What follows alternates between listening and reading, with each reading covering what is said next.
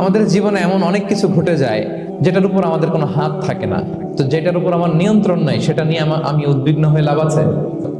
জীবন আপনাকে অনেক কিছু দিবে, আবার কেড়ে নিবে। আল্লাহ এভাবেই পৃথিবীটাকে সাজিয়েছে, ইয়াউমুন লাকা ওয়া ইয়াউমুন আলাইকা। একদিন আপনার ভালো যাবে, আরেকদিন খারাপ যাবে।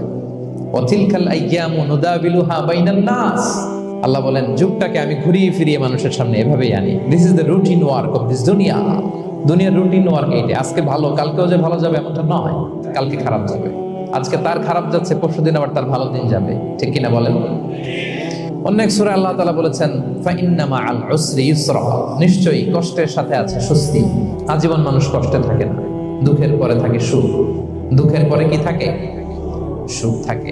এজন্য উদ্বিগ্ন হওয়া যাবে না। বিষ্ণু ইসলামের জীবনী থেকেও আমরা এটাই শিখি, উদ্বিগ্ন হওয়া যাবে না।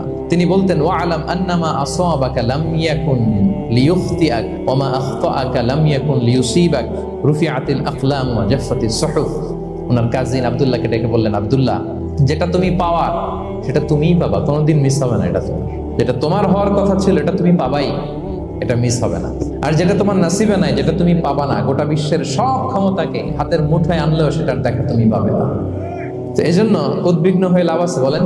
না। আমরা আমাদের সর্বোচ্চ চেষ্টাটুকুন করব, তারপর ফলাফলের জন্য আমরা ভরসা রাখবো, নির্ভর করবো একজন সত্তার উপর। আওয়াজ করে বলুন তো, তিনি কে?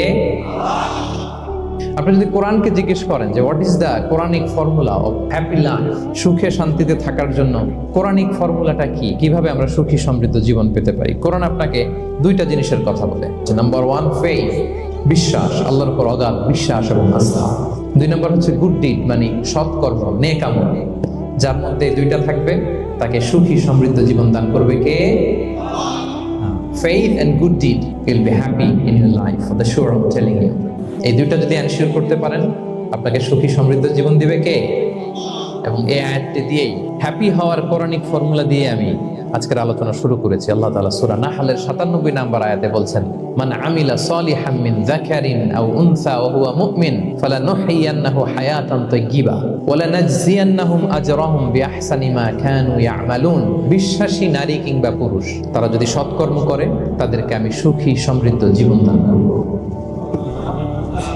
অর্থগুলো খেয়াল করে শুনেন। আল্লাহর কথায় কোনো ফাঁক ফোকর থাকে না, আল্লাহর কথায়, নবীর কথায় ফাঁক ফোকর থাকে না। আল্লাহ তাআলা বলছেন, বিশ্বাসী নারী কিংবা পুরুষ তারা যদি নেক কাজ করে,